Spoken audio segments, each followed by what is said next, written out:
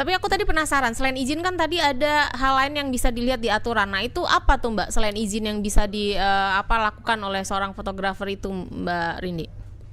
Ya, selain izin di pasal 20 Undang-Undang PDP itu ada opsi lainnya, ada 6. Mhm. Bisa salah satunya, pertama persetujuan. Persetujuan dalam konteks Undang-Undang PDP itu secara eksplisit masalahnya. Jadi nggak bisa Hmm. kayak secara eksplisit, tertulis atau terekam. Jadi kalau misalnya sudah dapat persetujuan dari subjek data, harus dalam bentuk tertulis atau terekam. Buat apa? Hmm. Nanti kalau dia sudah dapat, nanti kalau ada dispute kan dia bisa nunjukin, ini saya sudah Ya. dapat loh buktinya.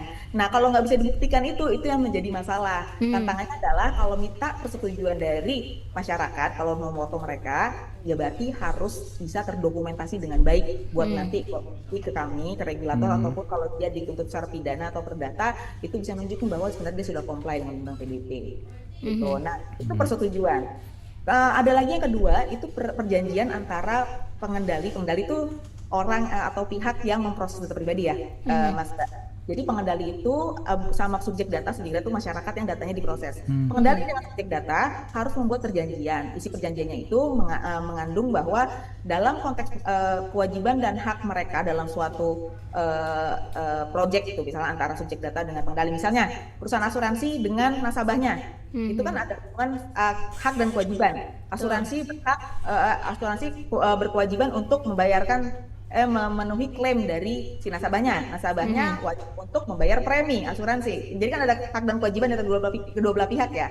Nah itu Betul. bisa dimuat dalam perjanjian. Dalam konteks asuransi dengan nasabahnya itu kan butuh data pribadi ya untuk Hmm. billing, untuk pengajuan Ya. klaim. Nah itu dimuat dalam perjanjian dan itu boleh kalau nggak pakai konsen, bolehnya bisa pakai perjanjian.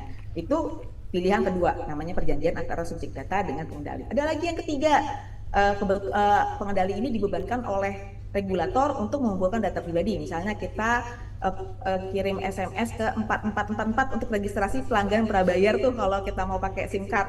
Nah, itu kan operator sebenarnya dibebankan kewajiban oleh Komdigi untuk melakukan identifikasi pelanggan prabayar. Jadi yang diminta itu nama, NIK, sama kakak untuk identifikasi pelanggan-pelanggan prabayar dari operator tersebut. Itu ada kewajibannya di dalam permennya Hmm. Komdigi. Gitu. Itu bisa buat Ya. dasar pemrosesan juga kalau nggak bisa pakai persetujuan ataupun perjanjian. Ada lagi Hmm. untuk keberlangsungan nyawa seseorang. Kalau ada Ya. misalkan korban kecelakaan di pinggir jalan, dia nggak sadar, nggak mungkin dibangunin untuk minta persetujuan kan. Bisa dibawa ke rumah sakit, didata namanya siapa, usianya berapa gitu. Ada KTP-nya misalnya ketemu di kantong gitu kan, bisa diproses. Nah, itu dengan Hmm. alasan untuk menyelamatkan nyawa seseorang. Itu pilihan keempat. Mhm. Pilihan kelima itu ada dasarnya kewenangan yang diatur dalam undang-undang atau tugas dan fungsi yang diatur dalam undang-undang. Ini biasanya oleh kementerian lembaga, misalnya Dukcapil memproses KTP, kan nggak pakai persetujuan ya Bapak, Iya. nggak mungkin pakai persetujuan. Kalau pakai persetujuan bisa-bisa ada yang nggak punya KTP karena KTP. nggak Iya. setuju. Gitu. Jadi itu kewenangan Dukcapil dalam rangka ya dia untuk memproses data kependudukan ada di dalam undang-undang Adminduk ya kalau nggak salah. Itu menjadikan Dukcapil nggak perlu lagi minta persetujuan, nggak perlu lagi minta perjanjian, atau Hmm. nggak perlu lagi dasar pemrosesan yang lain. Cukup hanya dengan tugas dan fungsi dia dan kewenangan dia diatur dalam undang-undang. Ini biasanya kementerian lembaga pakainya nomor 5 karena nggak mungkin Betul. pakai persetujuan. Ya. Nah, yang keenam lainnya adalah ada dasar kepentingan yang sah lainnya. Ini dia harus pakai asesmen.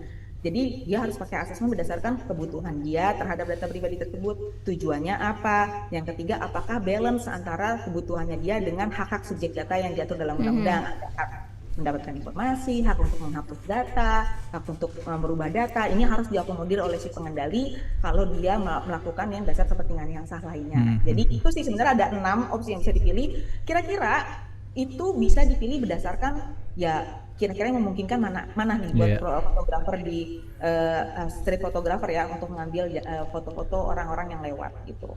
Oke.